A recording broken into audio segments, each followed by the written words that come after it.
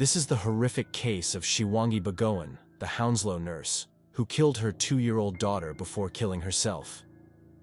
On December 14, 2020, a cold winter's day in West London, the bodies of Shiwangi Bagoan and daughter Ziana were found dead in the family home, later stumbled across by Shiwangi's mother.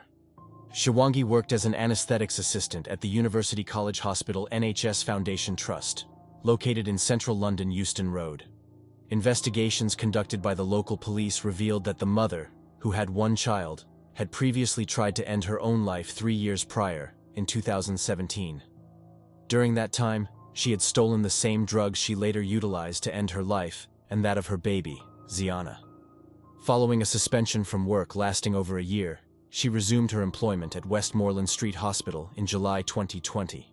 They were found with cannulas, medical tubes designed to administer drugs directly into veins, inserted into their arms. Despite frantic efforts from the London Ambulance Service, both individuals could not be revived. In a heartbreaking suicide letter directed to her mother, who discovered them along with Ziana's auntie Ira, Shiwangi wrote, "Dear Mum, I am sorry I have put you through a lot. I am taking Zia with me because I don't want to be selfish in leaving her to you. You have done so much for both of us, and all I have done is give you stress." During the court proceedings, it was disclosed that grandmother Jasumatu utilized her own key to access the apartment, as they had not been in contact with Shiwangi for several days, leading to growing concerns about her well-being.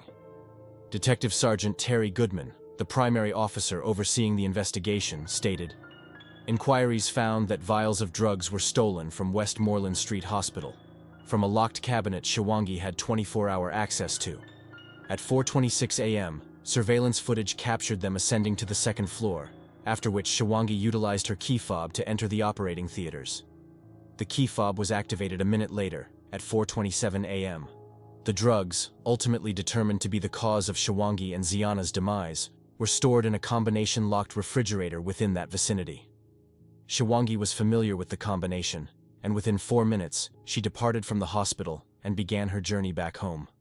Throughout the police inquiry, several witness testimonies were collected, including from her partner, identified only as her colleague Joseph, and Ziana's father, Gijesh, residing in Leicester.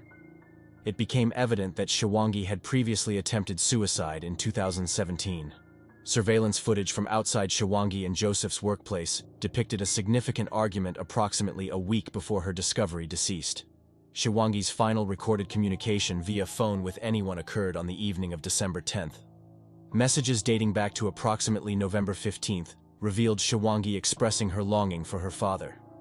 Messages exchanged between Shiwangi and Joseph indicated her struggles to cope with daily tasks, with a noticeable shift in tone occurring in the week preceding her demise.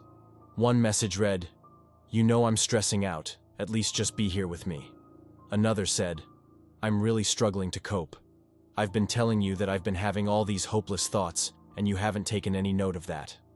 On the afternoon of December 9th, she sent her then-boyfriend Joseph a picture of a note that she had written to her daughter, which expressed that she felt she was a bad mother, the court heard.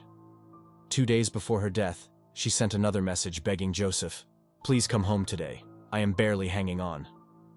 The court was also told that Shiwangi had used her mobile phone to search on Google how certain drugs operated in the hours before her death.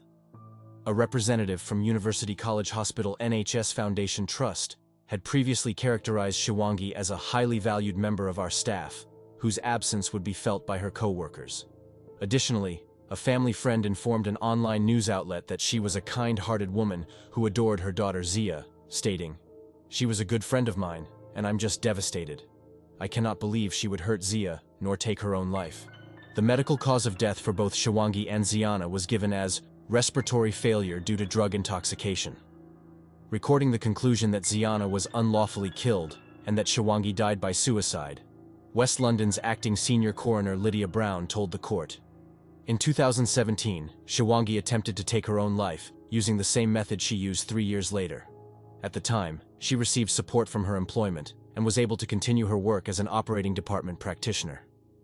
At 4 a.m. on December 11, 2020, she entered the hospital where she worked, where she took drugs which were later found at their home. A final note was written to her mother that morning. All the evidence suggests that she died shortly after that note was written. Ziana's mother set up an intravenous line with equipment she used in her employment in operating theaters, and administered drugs to Ziana with intention of ending her life.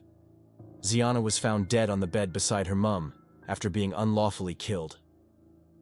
Referring to Shiwangi's death, Ms. Brown said, Shiwangi had taken anesthetic drugs and equipment from her employer. She wrote a number of notes expressing her apologies to her friends and family. I am confident that on the balance of probabilities, that she intended to take her own life. Therefore, I record a conclusion of suicide. Giving her condolences to the family, she said, It is heartbreaking for you to have lost not one, but two, family members, in such difficult circumstances. I am sure that these losses have been felt so very widely, by all those that knew Shiwangi and Ziana. Detective Chief Inspector Jim Shirley, from London's Metropolitan Police Specialist Crime Command Unit said, This is a truly tragic case, and my thoughts are with Shiwangi and Ziana's family, as they continue to come to terms with what has happened. They have suffered a terrible loss in unimaginably difficult circumstances. We will never fully know what led Shiwangi to do what she did. It is clear that mental ill health must have played a significant role. As police officers, we know all too well the scale of the mental health challenge in our communities, and we see the impact it has on those who are suffering and on their families and loved ones.